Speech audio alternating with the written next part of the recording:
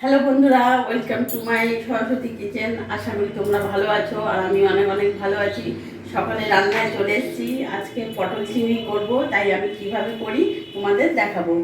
এখানে আমি 200 পটল চিংড়ি নিয়েছি, 200 গ্রাম চিংড়ি মাছ নিয়েছি, 500 পটল নিয়েছি আর 2টো আলু আমি এরকম করে সাইজে ডুমো ডুমো করে বড় সাইজে কেটে নিয়েছি। এখানে নুন, হলুদ, কাশ্মীরি লঙ্কা গুঁড়ো, জিরে গুঁড়ো, একটা টমেটো নিয়েছি বড় সাইজের, একটা পেঁয়াজ কুচি করে কেটে নিয়েছি। ফোড়নে আমি জিরে আর শুকনো লঙ্কা ফোড়ন দেবো। আর এখানে আমার আদা, রসুন, জিরে, লঙ্কা পেস্ট আছে। আমি রান্নাটা পুরো সর্ষের তেলে করব। আমি গ্যাসটা ধরিয়ে নিই, কড়াইটা আমার গরম হোক। আমি চিংড়ি মাছে নুন হলুদ মাখিয়ে নেবো।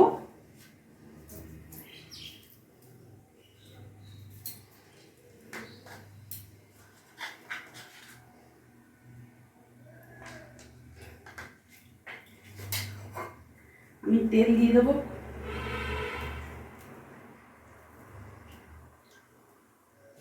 তেলটা আমার গরম হোক।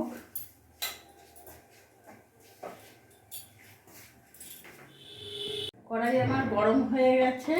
এবার আমি পটল চিংড়ি মাছগুলোতে নুন হলুদ মাখিয়েছি, এবার এগুলো আমি ছেড়ে দেবো।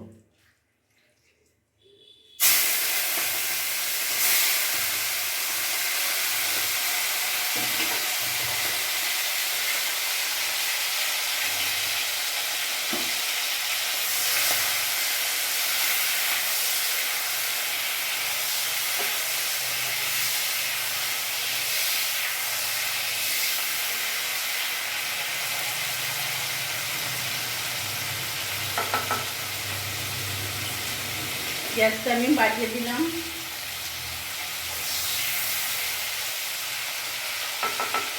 প্রচণ্ড গরম পড়েছে বন্ধুরা।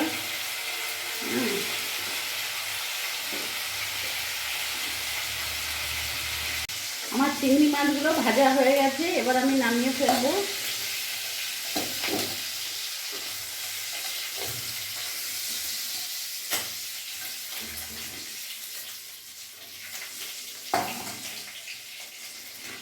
ওই তেলের মধ্যে আমি এই পটলগুলোও ভেজে নেব।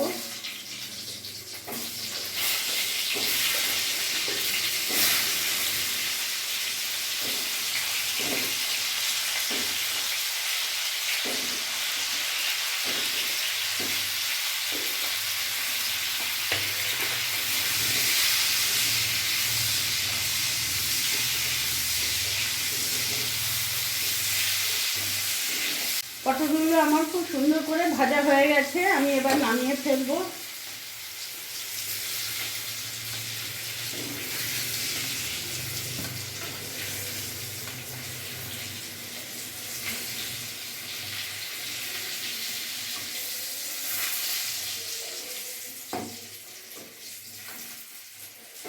এর মধ্যে আমি আলুগুলোও ভেজে নেব।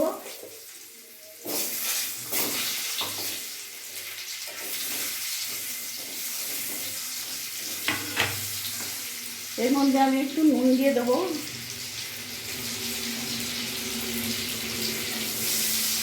আলুগুলো আমি একটু লাল লাল করে ভেজে নেব।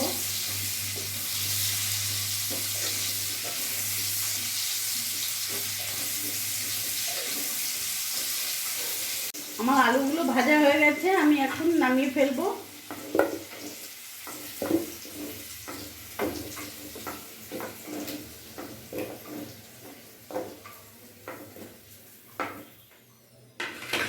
এরই মধ্যে আমি একটু তেল দিয়ে দেবো।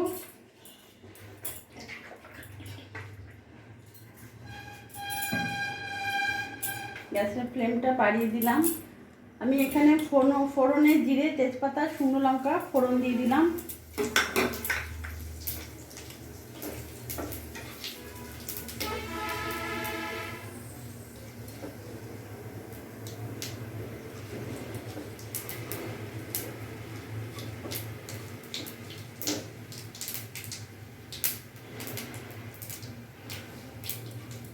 আমি পেঁয়াজগুলো দিয়ে দেবো।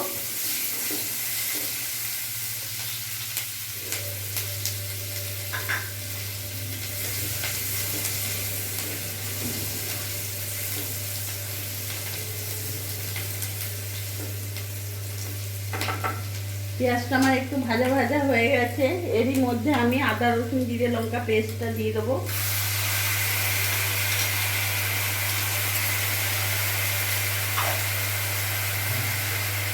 এক এক করে সব দিয়ে দেবো। নুন দিয়ে দিলাম এখানে 1 চামচ, হলুদ দিয়ে দিলাম 1 চামচ,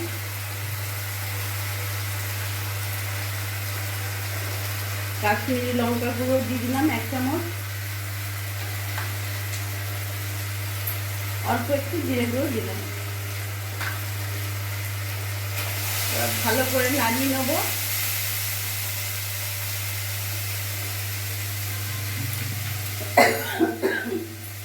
সামান্য একটু জল অ্যাড করবো।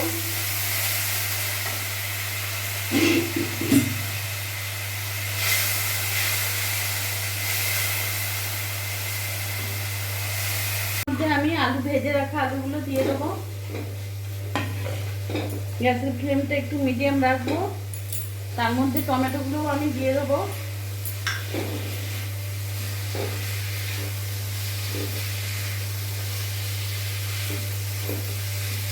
আমি কিছুক্ষণ নাড়াচাড়া করে এবার একটু স্টিম আঁচ করে রাখবো। ঢাকা দিয়ে দেবো কিছুক্ষণ।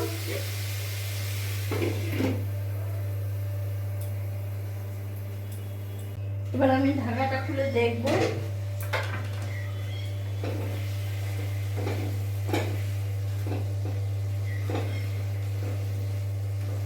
এরই মধ্যে আমি পটল চিংড়ি যা আছে আমার সব ভাজা, ওগুলো আমি দিয়ে দিলাম।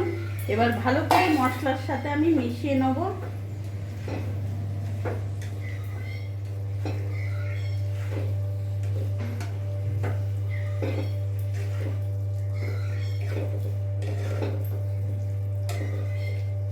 ভালোভাবে মেশানো হয়ে গেছে। এবার আমি এটা ঢাকা দিয়ে কিছুক্ষণ রেখে দেবো। আমার খুব সুন্দরভাবে কষানো হয়ে গেছে। এখন এর মধ্যে আমি জল দিয়ে দেবো।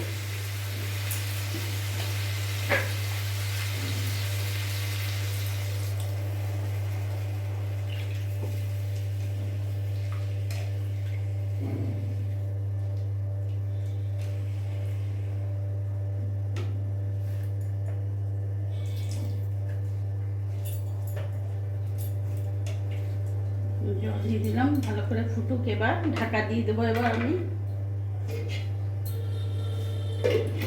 আঁচটা আমি মিডিয়াম একটু রাখবো।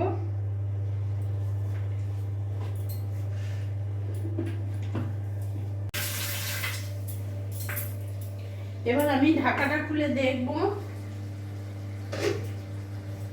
খুব সুন্দর একটা গন্ধ বেরিয়েছে। দেখতে পাচ্ছ আমার পটল চিংড়ি একদম গামাখো মাখো হয়ে গেছে। এবার আমি এটা নামিয়ে ফেলবো।